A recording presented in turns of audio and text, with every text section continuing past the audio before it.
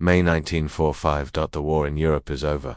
But inside a fenced compound in the American Midwest, it has not ended yet. Morning comes quietly. Barbed wire hums faintly in the wind. Gravel crunches under boots as guards change shifts. Beyond the perimeter, farmland stretches out green, ordinary, untouched by bombing. For the women inside the wire, that calm feels unnatural. They are German prisoners of war. Most are in their late teens or early 20s, clerks, signals, aides, anti-aircraft auxiliaries. They had been told, relentlessly, what American captivity would mean: hunger, humiliation, revenge.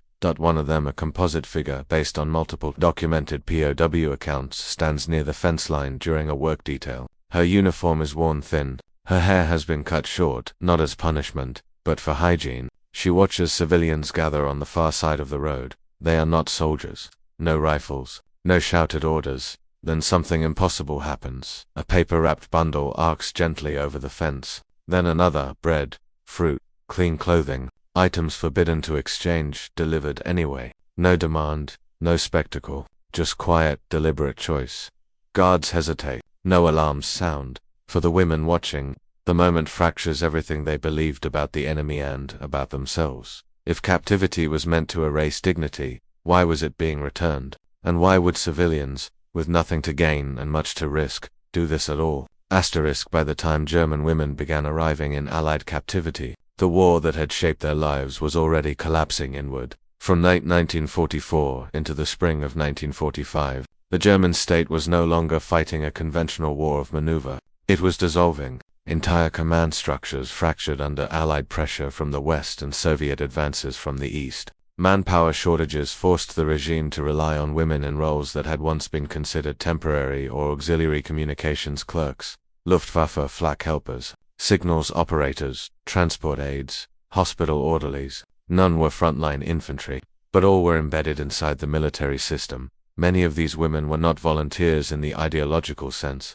Wartime labor decrees and national service obligations left little room for refusal. By 1944, teenage girls were being assigned to anti-aircraft batteries ringing German cities. Others worked in field offices, tracking troop movements that no longer made strategic sense. Their proximity to the military meant that when surrender came, it came for them as well. Capture was rarely dramatic. In the Western theater, German units surrendered in waves, sometimes formally, sometimes by simply laying down arms and waiting. Women attached to these units were swept up in the same process. U.S. Army after-action reports and transport records indicate that female auxiliaries were generally separated quickly from male prisoners, questioned for intelligence value, and classified as prisoners of war under the same Geneva Convention framework. But Europe was chaos. By April 1945, Allied holding areas in France and Germany were overcrowded. Infrastructure was shattered. Food shortages were severe. Transportation bottlenecks delayed processing. In this context, the United States revived a policy already in use since 1943, transferring prisoners across the Atlantic to camps on American soil. The logic was practical, not symbolic. The U.S. mainland had space, food security, and a functioning rail network. German posts could be housed, fed, and guarded without competing with civilians or frontline troops. Most transfers involved men, but transport records in camp rosters confirmed that a small number of German women were included, primarily those deemed non-combatants with no immediate intelligence value and no clear placement in European facilities. For these women, the journey itself was disorienting. They were processed through temporary camps, issued identification numbers, and placed aboard transport ships under military guard. The Atlantic crossing, already infamous among male POs, carried an added layer of uncertainty. Many women later recalled not knowing where they were being taken, only that they were moving farther from home, not closer. Fear filled the absence of information. German propaganda had spent years portraying American captivity as brutal, degrading, and racially dangerous. Women, in particular, had been warned of sexual violence and humiliation. These warnings were not abstract. They were repeated in training briefings, reinforced by rumor, and amplified by the regime's final broadcasts as defeat loomed.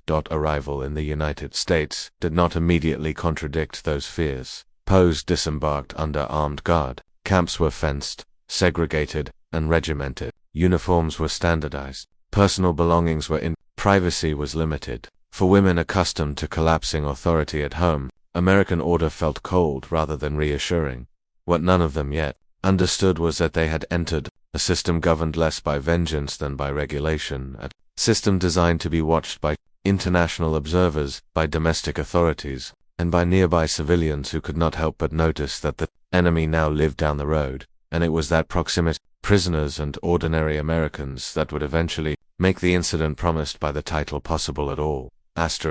When German prisoners of war arrived in the United States, they entered one of the largest, most bureaucratically managed captivity systems in modern history. Between 1942 and 1946, the U.S. Army operated more than 500 main and branch POW camps across the continental United States. They were spread deliberately: Texas, the Midwest, the Southeast, the Great Plains, far from coastlines and population centers deemed strategically sensitive. By war's end, roughly 425,000 German POWs had passed through this network, administered under the authority of the Office of the Provost Marshal General. The legal framework governing every camp was explicit.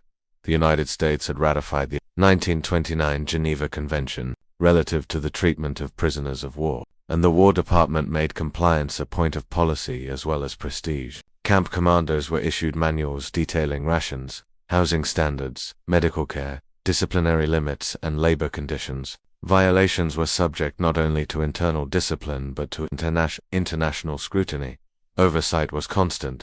The International Committee of the Red Cross conducted routine inspections, sometimes unannounced. Inspectors examined barracks, kitchens, infirmaries, and disciplinary logs. They interviewed prisoners privately. Their reports, archived today, frequently noted that U.S. camps met or exceeded convention minimums, particularly in food supply and medical treatment. Female prisoners occupied a small, awkward place inside this system. The Geneva Convention did not prohibit holding women as POWs, but American camps had been designed almost exclusively for men. As a result, women were typically housed in segregated compounds or repurposed sections of existing camps. U.S. Army directives required separate latrine facilities, increased privacy measures, and female medical staff when available. Work assignments were limited, while male POWs were routinely sent to agricultural labor, forestry, and infrastructure maintenance. Women were more often assigned to kitchen work, laundry, clerical assistance within the camp,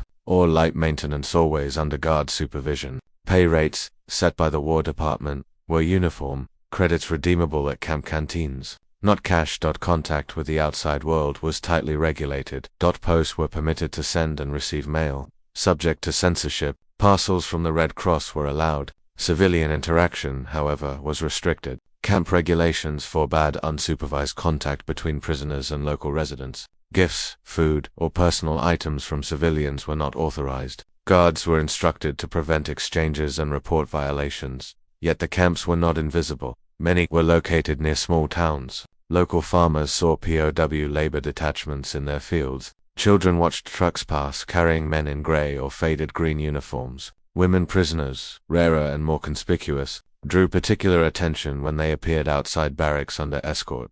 American civilians knew these prisoners were the enemy, but they also knew something else. These captives were clean, fed, medically treated, and unlike much of Europe, live in a place untouched by war. That contrast created unease. For some civilians, it created resentment. For others, it stirred a moral impulse not covered by any regulation. Camp commanders walked a narrow line. They were responsible for security, discipline, and international compliance. They were also managing morale both inside the wire and outside it. Too much leniency invited scrutiny. Too much harshness violated policy. Civilian interference complicated everything. That it was within this highly regulated, carefully observed system that a small, unauthorized act would occur, one that violated no law of war, broke multiple camp rules, and forced everyone involved to confront an uncomfortable question: could humanity exist where policy said it should not? The answer would come not from Washington or Geneva, but from ordinary people standing just outside the fence. For most German women taken prisoner, fear arrived long before the Americans did. By 1944, state propaganda no longer promised victory, it promised survival through obedience. Training briefings and official pamphlets warned female auxiliaries that surrender to Western forces would bring humiliation, exploitation, and moral collapse. These messages were reinforced informally by rumor. Stories circulated of prisoners stripped of dignity, reduced to spectacle. So when capture came, many women expected punishment as a matter of course. Instead, the first shock was procedural. They were searched, catalogued, and assigned identification numbers. Personal items were taken not as trophies, but as inventory. Hair was cut short not to shame them, but to control lice outbreaks documented in European transit camps. Orders were delivered in clipped, translated phrases. No shouting, no violence. That calm felt deceptive. POW memoirs later recalled watching American guards closely, waiting for the moment when restraint would give way to cruelty. It rarely did. Meals arrived regularly. Medical inspections followed schedules. Discipline, when imposed, was formal and recorded, for women trained to expect chaos or brutality. Order itself became unsettling. The absence of threat did not feel like safety. It felt like waiting. The American POW system ran on documents. Camp regulations specified how many calories prisoners received per day. They dictated how often barracks were cleaned, how sick prisoners were isolated, how complaints were logged. For commanders, paperwork was protection proof of compliance if inspected. But rules did not anticipate everything. Civilian curiosity was a persistent problem. Locals gathered near fences. Some shouted insults. Others waved. Children lingered. Guards were instructed to disperse crowds when possible, but camps could not seal themselves off completely. Female prisoners, in particular, became symbols proof that the war had reached into civilian life on the enemy's side as well. Their presence challenged the clean separation between soldier and non-combatant that many Americans preferred to believe in. Regulations could forbid contact, they could not prevent recognition. Captivity magnified every vulnerability of being female in a military system built for men. Privacy was scarce. Hygiene was regulated. Clothing was standardized and often ill. Menstruation, pregnancy, fears, and medical needs were managed clinically, sometimes awkwardly, always under observation. Yet US Army medical reports indicate that women received routine examinations and access to care comparable to male prisoners. Abuse was not systemic. Harassment, when reported, was investigated. The emotional toll came instead from exposure to be seen daily by guards, by other prisoners, by civilians, beyond the wire meant, never fully disappearing into anonymity. For women trained to associate visibility with danger, that constant presence became its own strain, and it set the stage for a moment when being seen would change everything. For the American soldiers assigned to guard POW camps, the war felt strangely suspended. Many were older men, medically unfit for frontline service, or younger soldiers awaiting reassignment. Their duty was not combat but containment routine, repetitive, and governed by manuals thicker than field orders. They were instructed to maintain professional distance. Prisoners were not to be befriended, insulted, or punished beyond regulation. Neutrality was not moral ambiguity, it was policy. Female prisoners complicated that neutrality. US Army camp logs and guard training materials emphasize vigilance both for security and for appearances. Any misconduct involving women, whether real or rumored, carried disproportionate risk. Allegations could trigger investigations, court-martials, or international scrutiny. As a result, many guards erred on the side of formality, limiting speech, enforcing distance, and keeping interactions brief. Yet distance did not erase observation. Guards noticed the differences.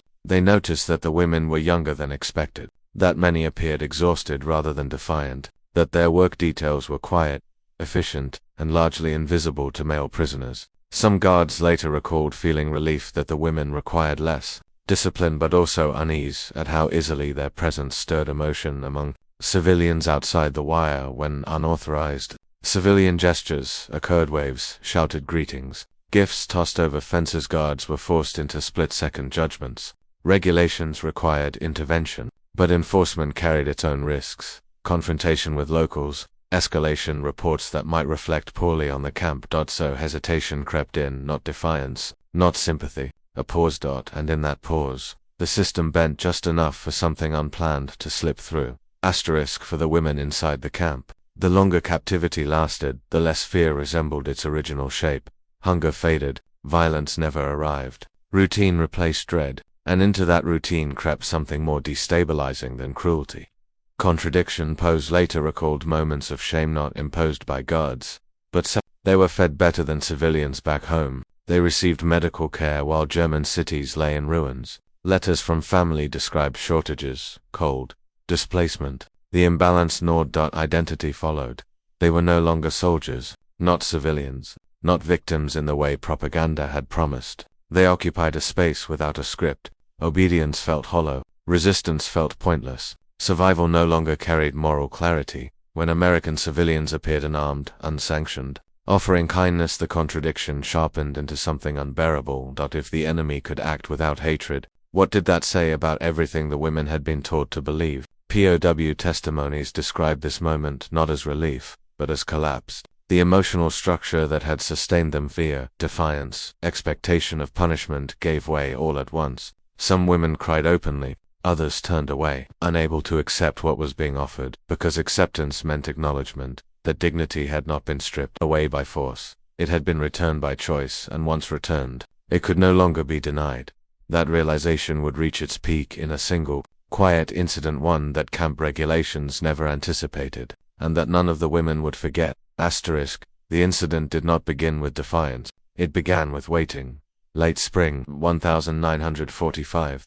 The exact date varies across testimonies, but the conditions are consistent. The war in Europe had officially ended. News reached the camps in fragments, scarred conversations. Newspaper headlines glimpsed from afar the subtle loosening of routines that followed victory. Inside the wire, nothing changed immediately. Prisoners were still counted. Work details still marched. Meals still arrived on schedule. Outside the fence, something shifted. In towns near several Midwestern POW camps, civilians no longer saw the prisoners as a future threat. Germany had surrendered. The men and women behind the wire were no longer representatives of a fighting enemy, but of a defeated one. Local newspapers reported victory. Church sermons turned toward reconciliation. Farmers resumed planting without fear of ration cuts tied to the front. And people began to linger. According to U.S. Army camp incident reports and later POW recollections, small groups of civilians, often women, sometimes with children, started appearing near fence lines during daylight hours. They did not approach gates or challenge guards. They stood at a distance that was technically permissible, watching quietly. The women prisoners noticed first. They were assigned to interior work details, laundry, kitchens, barracks, maintenance, but on certain days they passed near the perimeter under escort. That was when they saw the civilians. Faces without helmets, hands without weapons, clothing untouched by war. For days, nothing happened. Then someone crossed a line that existed only on paper. A parcel appeared wrapped hastily in brown paper. It landed just inside the fence, close enough to be unmistakable, far enough to avoid direct contact. Guards turned. Prisoners froze. No order followed. More parcels came. Food, identifiable by smell before sight. Bread still soft. Fruit fresh, not canned. Clean garments folded with care. Items prohibited by camp rules, but not by the laws of war. Not contraband. Not weapons. Simply unauthorized. POW testimonies later recalled the silence. No cheers. No rush forward. The women hesitated, uncertain whether the moment was a test. Some stepped back instinctively, trained to expect punishment. Others stood motionless, hands clenched, eyes fixed on the ground. A guard spoke, but not loudly. The words were not recorded verbatim in official documents, and no testimony claims a precise quote. But multiple accounts describe a short instruction, paraphrased consistently across sources, to collect the items and return to the barracks. No threat, no escalation. No report filed that day. The civilians did not linger. They did not wave. They turned and walked away. Inside the camp, the women unfolded the parcels slowly. Food was shared evenly, despite hunger. Clothing was examined with disbelief. Some items were too large, others too small, but all were clean. One POW later recalled noticing a faint scent of soap, unfamiliar to her, ordinary American brand, common and meaningless to those outside the wire. For her, it became unforgettable that this was not charity organized by relief agencies. It was not Red Cross protocol. It was not psychological warfare. It was unscripted human behavior, unendorsed, unrecorded, and quietly tolerated. The women understood the risk. Civilians were not permitted to supply prisoners. Guards could have confiscated the items. Commanders could have disciplined both parties. That none of this happened immediately created confusion deeper than fear. Why allow it? The answer lay not in kindness alone, but in timing. The war was over. The prisoners posed no threat. Enforcement now carried a cost that mercy did not. Camp commanders still answered to regulations. But the moral urgency that had once justified absolute control had faded. According to later Red Cross inspection summaries, minor civilian interactions were occasionally noted but rarely emphasized in post-war months unless they disrupted order. This incident did not. For the women, the effect was immediate and irreversible. They had prepared for degradation. They had braced for punishment. Instead, they were confronted with something far more destabilizing: unsolicited recognition. Someone beyond the wire had seen them not as symbols, not as enemies, not even as prisoners, but as women who would need food tomorrow. That realization did not bring comfort. It brought collapse, because it stripped away the final defense propaganda had left them. The certainty that cruelty would justify hatred in return. In that moment, the system still stood. The fences remained. The guards returned to routine. Officially, nothing had happened. Unofficially, everything had. The women returned to their barracks, changed not by force, but by exposure to a choice no regulation had prepared them to understand, and the consequences of that choice would not end with that day. They would unfold slowly, quietly, and permanently. Civilians were not permitted to supply prisoners. Guards could have confiscated the items. Commanders could have disciplined both parties. That none of this happened immediately created confusion deeper than fear. Why allow it? The answer lay not in kindness alone, but in timing. The war was over. The prisoners posed no threat. Enforcement now carried a cost that mercy did not. Camp commanders still answered to regulations, but the moral urgency that had once justified absolute control had faded.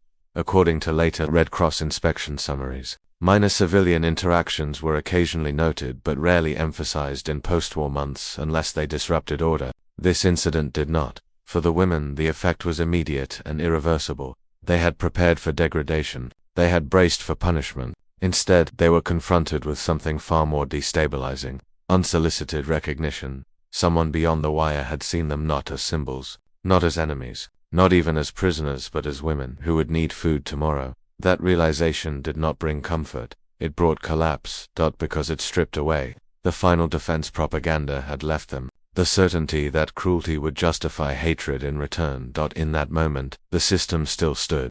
The fences remained. The guards returned to routine. Officially, nothing had happened. Unofficially, everything had. The women returned to their barracks, changed not by force, but by exposure to a choice no regulation had prepared them to understand, and the consequences of that choice would not end with that day. They would unfold slowly, quietly, and permanently. The system responded the only way it knew how, cautiously. In the days following the incident, camp routines tightened but only slightly. Guards were reminded of existing regulations regarding civilian contact. Perimeter patrols were adjusted. Notices were posted warning locals against approaching fences. Yet there was no sweeping crackdown, no confiscation of the items already distributed, and no disciplinary action recorded against the women who received them. This restraint mattered, according to U.S. Army administrative practice. Even minor violations could generate paperwork, formal reprimands, or transfers. That none of these occurred suggests an unspoken assessment by camp leadership. The incident posed no security risk and no legal violation of the Geneva Convention. It challenged procedure, not authority. Inside the barracks, the emotional impact deepened. POWs later recalled that the days following the civilian gesture were harder than the days before it. Fear had once been clarifying. It gave captivity a shape. Now that shape dissolved. Some women avoided the fence entirely. Others became hyper-aware of civilian presence, watching for faces they would never recognize again. Food parcels were consumed quickly, but not without ritual. Sharing was deliberate. Waste felt unbearable. Clothing was worn sparingly, save for moments when morale dipped. These choices were not ordered. They emerged organically, as if the items carried a weight beyond utility. Guards noticed changes too. Incident logs and post-war recollections by American personnel describe increased quiet among female prisoners, less chatter, slower movements, compliance without resistance, but also without energy. This was not submission born of fear. It was introspection. The women were reckoning with a moral contradiction. They had been captured by an enemy who fed them according to law, then recognized by civilians who fed them without obligation. The structure of blame collapsed inward. Some POWs later described feelings of guilt that were sharper than any punishment could have imposed.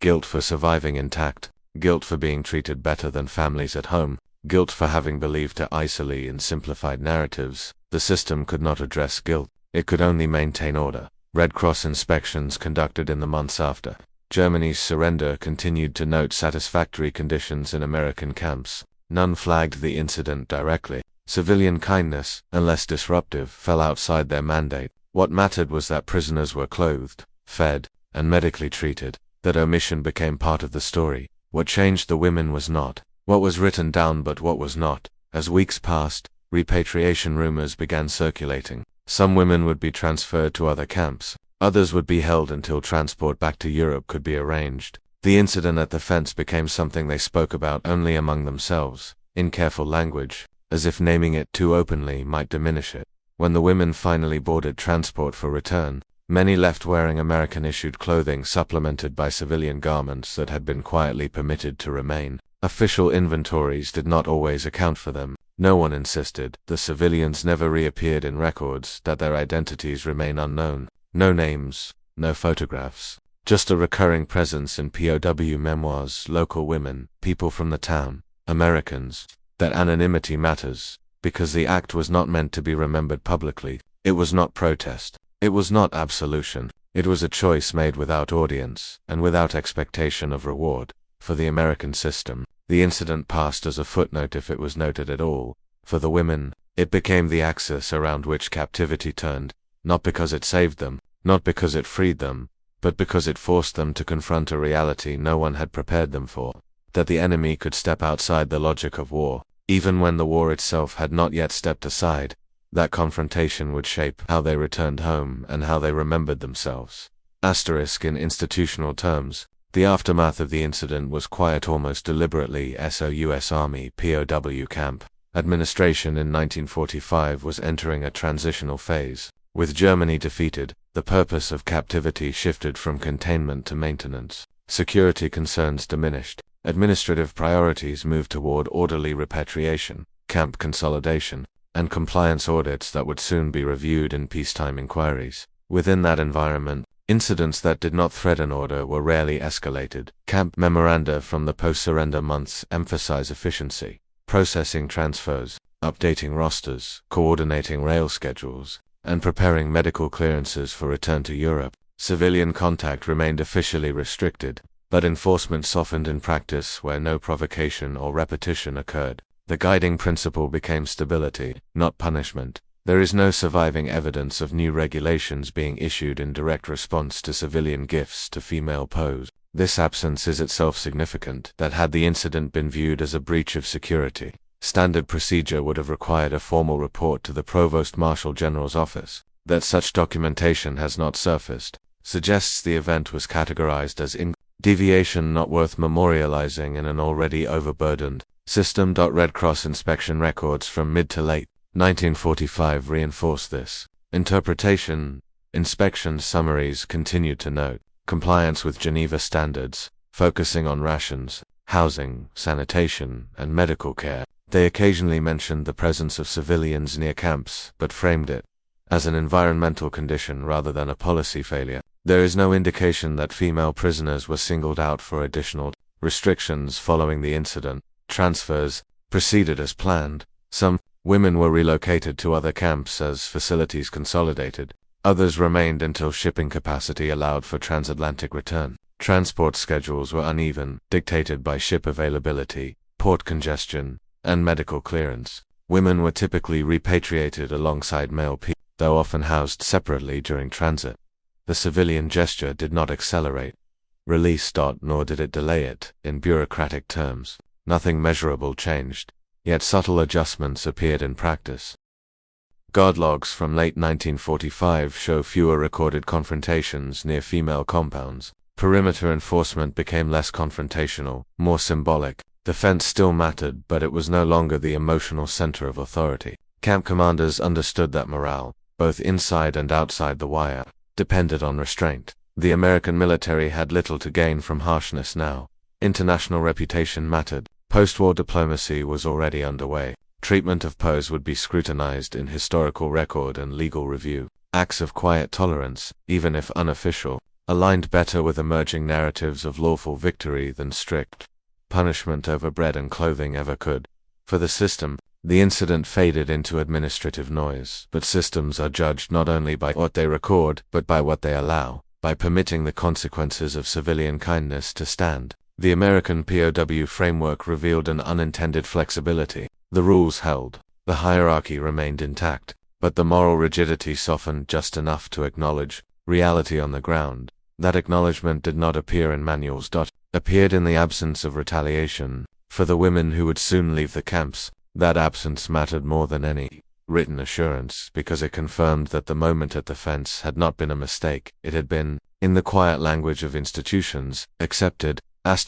Repatriation did not bring closure, it brought contrast. Between late 1945 and the end of 1946, German prisoners of war were returned from the United States in stages. Transport ships crossed the Atlantic not with ceremony, but with paperwork. On arrival in Europe, former POWs were processed again, this time by Allied occupation authorities and emerging German administrative bodies struggling to reassert control. For the women who had been held in American camps, return was disorienting. They stepped off ships into cities that barely resembled the places they had left. Housing was damaged or non-existent, food shortages were routine, family members were missing, displaced, or dead. The moral language of defeat had not yet stabilized. Shame, denial, and exhaustion shaped every interaction. Their captivity story did not fit. Women who spoke of American camps being orderly or worse, humane, were often met with silence. In some cases, with suspicion. Post-war German society, fractured and searching for narratives that preserved dignity, had little space for accounts that complicated victimhood or blame. Many learned quickly to stop talking. Memoirs written decades later describe a pattern, details of food, parcels remembered vividly, but mentioned only privately. Acts of kindness carried a strange weight. To acknowledge them felt like betrayal to the dead, to the suffering, to the version of oneself shaped by wartime belief. Yet memory did not fade. For some women, the moment at the fence became a quiet reference point for rebuilding identity. It proved that moral collapse had not been total. That choice still existed, even at the edges of war. That recognition did not absolve guilt, but it disrupted despair. Others, struggled POW testimonies and later oral histories describe long-lasting emotional dissonance, difficulty reconciling humane treatment by enemies with the destruction left behind, by the regime they had served, even indirectly. The kindness they received did not erase responsibility, it sharpened it. The American civilians remained nameless, no letters were exchanged, no follow-up was possible. The women carried only memory, fragile, unverifiable, and deeply personal. In some accounts, the uncertainty itself became part of the meaning. The civilians had not acted to be remembered. Their anonymity preserved the purity of the act. Years later, when some women finally wrote or spoke publicly, the story emerged not as gratitude, but as reckoning. They did not describe redemption, they described interruption. A moment when the expected logic of war failed and left behind a question they would carry for the rest of their lives. What does one owe to an enemy who chooses restraint when hatred would be easier? The answer was never resolved. It lived in silence, in careful memory, in an understanding passed only when trust allowed it, and in that sense, the aftermath of the incident did not end with release or return. It ended nowhere at all, because the moment had never been about endings, that it had been about the unsettling realization that even in systems designed for control, individuals could still choose something else.